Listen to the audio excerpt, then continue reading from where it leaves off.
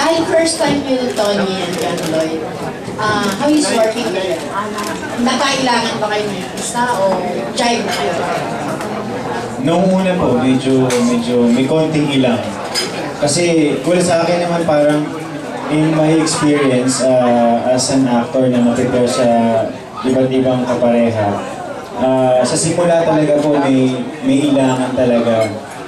It takes a while bago po, bago pagkagamayan kayo. Pero with Tony parang mabilis yung progress nung level ng pagiging komportable sa isa't isa.